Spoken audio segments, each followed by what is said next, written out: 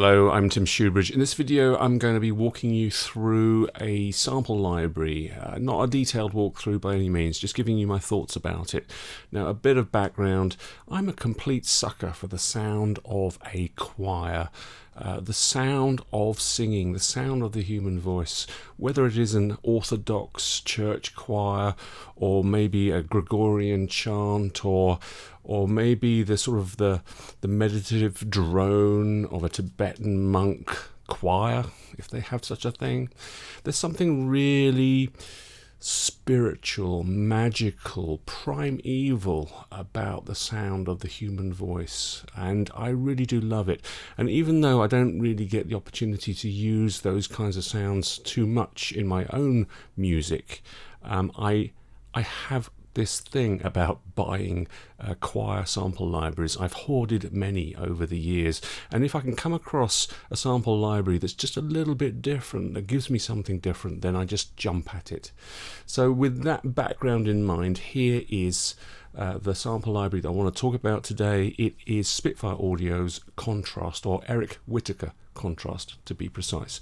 Now, Eric Whitacre, he's a well-renowned, award-winning composer and conductor, and he got together with Spitfire Audio a few years ago now. It was definitely before the pandemic, maybe it was 2018, and he produced with them Spitfire Audio's first ever choir library. It was just simply called Eric Whitacre Choir.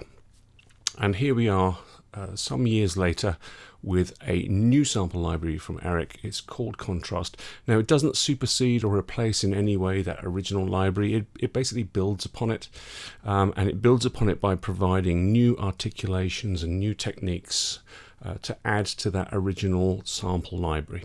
Now, these techniques are almost exclusively ones where the singers will be singing not only the notes that you play, but other notes at the same time. Let me explain as we get into it. Now, in terms of, any kind of sort of like sort of not mainstream kind of library, one that's a bit edgy, one that gives you some extra stuff, you're going to find that there's sounds in there that you just don't gel with, and sounds that you just don't ever see yourself using, and then there will be others that you do. And this is the case for me with Contrast. There are some sounds that I'm just not going to use. I'm not a composer who is writing film scores for high tension or horror movies, so there's going to be some sounds that I don't use. I'm always trying to look at sounds and see if I can fit them into a musical context which is my kind of music. So I hope you'll sort of see that as we go through the video. At the end of the video, I'm going to play you a little demo track. It's very, very short, so please stay to the end. It's a very short little track which is basically showcasing the different techniques and different articulations that the Contrast library provides. First of all, I play it just with the Contrast samples so you can hear the choir on its own, and then it moves into the music that I've written around those samples. So you'll see how I'm trying to fit those samples into my music and create a finished product. Anyway, that's at the end. First, let's have a little whirlwind tour through the library and see what kinds of techniques, articulations and sounds that we've got here.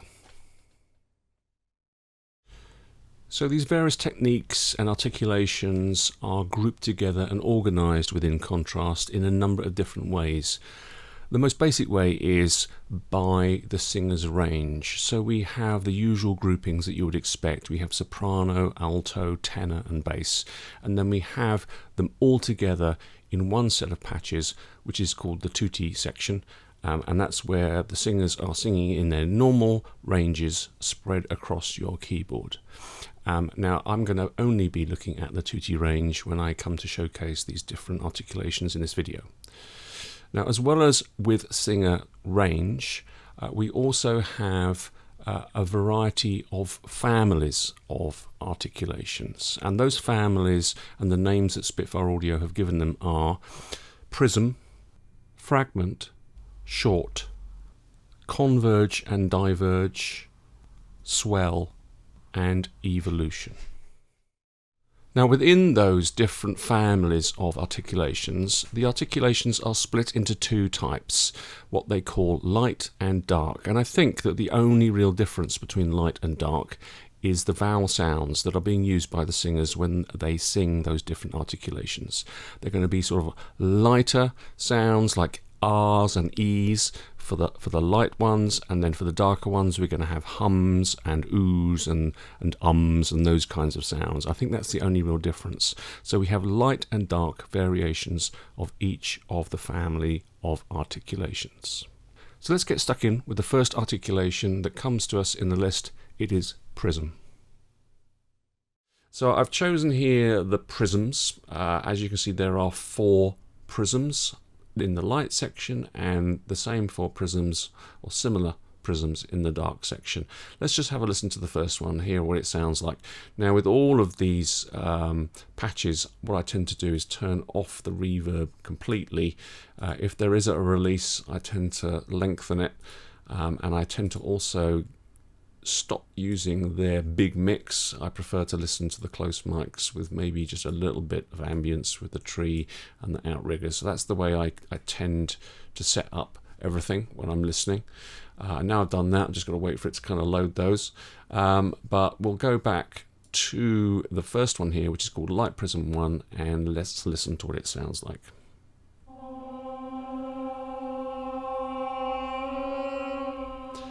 So yeah, this is one of the least musical ones for me. I can see it in a film score and a horror movie for some tension, but I can't see myself using it. If I hover over it, you'll see there a description of what it is. Half the singers are performing the held note, while the other half are performing an aleatoric bend up 1 semitone before returning back to the root. So I learnt a new word when I purchased this sample library. Aleatoric basically just means kind of random, I think. So yeah, it's 1 semitone up and then back down again. It's not particularly musical, but if we choose the next one, which is 2 semitones, it does become a little bit more musical, to my ears at least.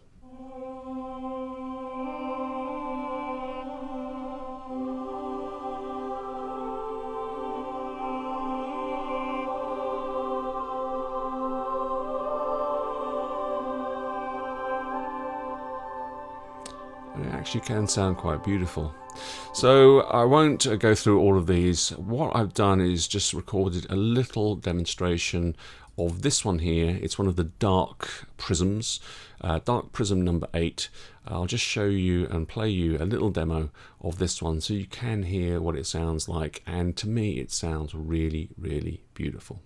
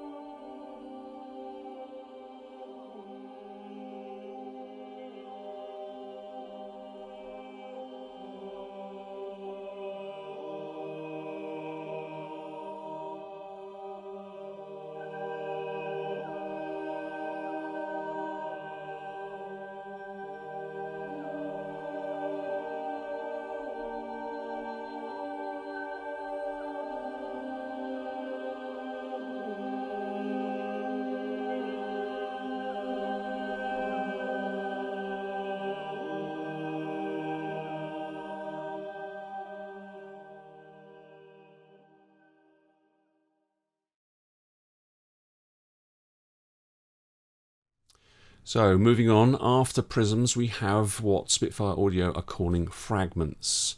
Now these are split between light and dark, so there's a section here of light fragments and then we have a repeat section of dark fragments.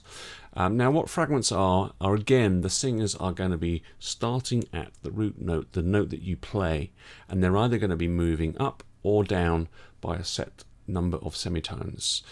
Now the difference between fragments and prisms is with fragments they're going to do it really quite quickly. They're just going to do it once and they're going to do it all as a synchronized group of singers. Let me just play you what it sounds like. Let's go with the second one here. And if I hover over it, you can see from the description it says a short articulation with the singers moving to a minor second above the triggered note. This is what it sounds like.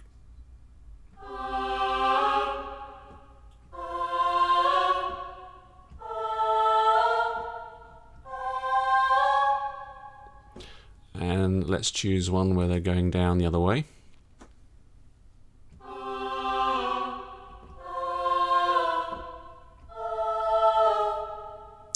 So yeah, it's very much in the sort of film score territory, these kind of sounds, but what I've been finding is that you can combine them together and just play just like one note or a couple of notes at a time and do key switches between these different techniques. So you're either going up or down a certain number of semitones and then switch to something else, and you can put them together and come up with some really nice little sequences.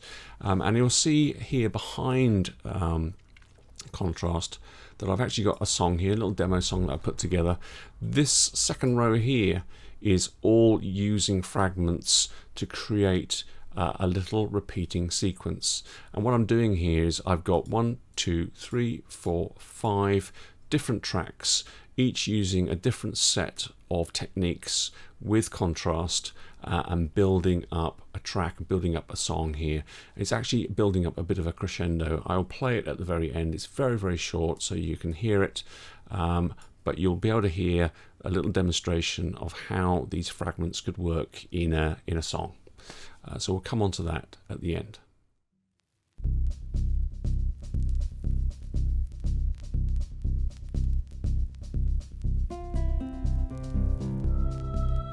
So after those prisms and fragments come something a little bit more traditional. We have shorts, not many of them, which is why they're all on one page. We have light and dark versions of them. They're actually just 2 of each. We have chimes and we have marcatos. Let's just look at the chimes first. They're called mist chimes and smoke chimes. And that's because they are mixing tonal sounds with atonal sounds. If I hover over the mist chimes and we read the description, it says half the singers are performing an atonal breath, while half sing a soft, airy tone. Sounds like this.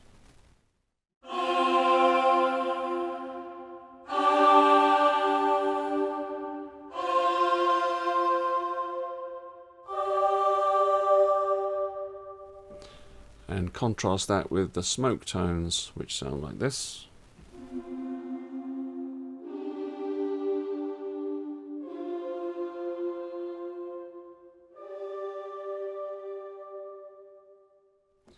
And then we have something far more traditional. These are marcatos, either with an O or an E sounding vowel. These are the O's and the E's.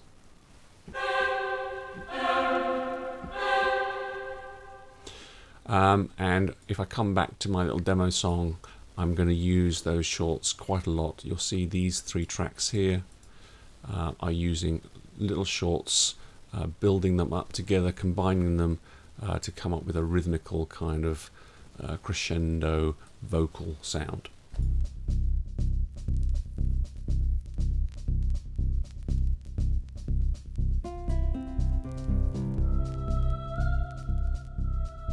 So moving on from those shorts, the next set of articulations and techniques are called divergences, convergences, and they're basically where you start off with the root note, the note that you're playing, and either diverge away from it in a rather chaotic kind of way, or maybe go the other way round. Start off with chaos and then come back down to that root note. Let's just have a listen to a couple of examples. We'll start off with the dark diverge close. Sounds like this.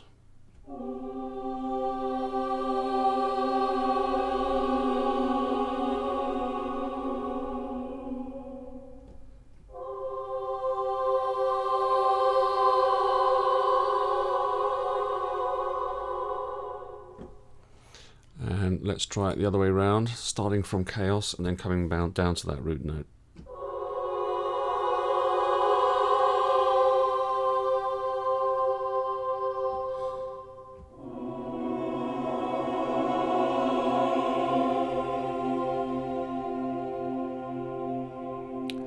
It's a wonderful effect, but it really for me is a bit of a special effect rather than something that I can see myself using.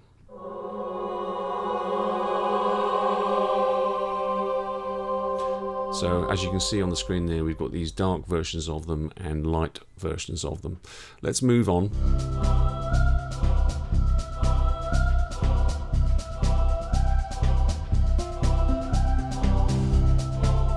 after those convergences and divergences, we have a more traditional set of techniques. These are swells, and as you'll see, we haven't got that many of them. We've just got two, and we have light versions and dark versions of them. They're either short or medium. Let's just have a listen to short light. Sounds like this. Very short.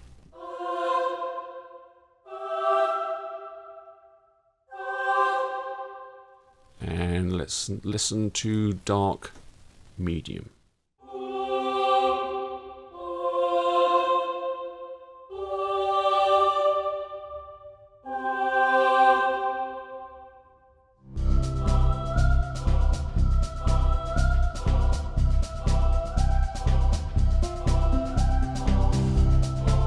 So let's move on to the last set of techniques, which are evolutions. Now this is a very sort of like standard offering that Spitfire Audio provide us with their orchestral libraries.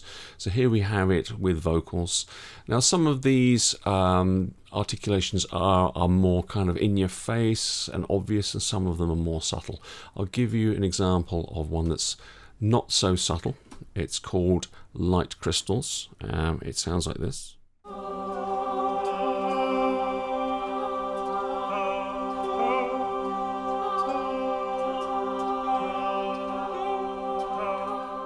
Very, very clear the different sounds that the singers are making there. Whereas this one next to it, called Light Chattering, this is a far more subtle, and I actually really like this one, a far more subtle technique.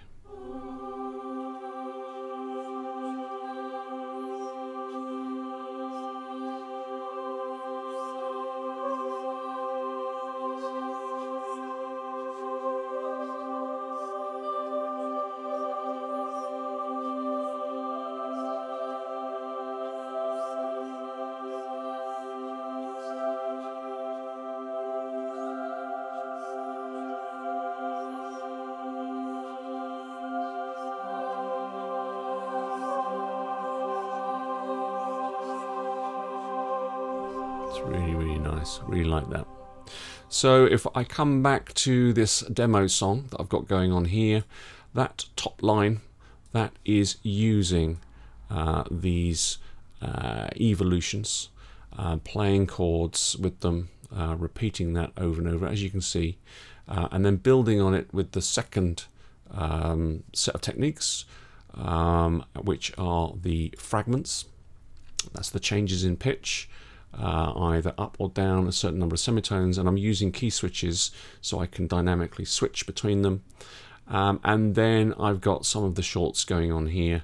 I've got different groups of singers playing those shorts. I'm just going to play it to you now. It's very, very short. It's just a couple of minutes in total. What I've got here is just the contrast sample library on its own, so you can hear it just on its own in isolation and hear how I'm building up this kind of bit of a crescendo that's going on. And then afterwards, this is really the song that I wanted to put together. This bit here is actually combining those samples with more traditional sounds. This is a synth bass, this is a snare drum, this is a guitar, and so this is really what I'm trying to achieve with these samples, is adding them to traditional instruments and come up with a song with them. I've also got some sound effects. I've got some breath sound effects, and I've unashamedly added a needle drop of a vinyl record. I've got that in there as well because I just absolutely love that, and it kind of just sort of like is a nice way for me to start this little piece of music. It's really, really short. It's just a couple of minutes in its entirety. I'm going to play it for you now. Thank you very, very much for watching and for listening.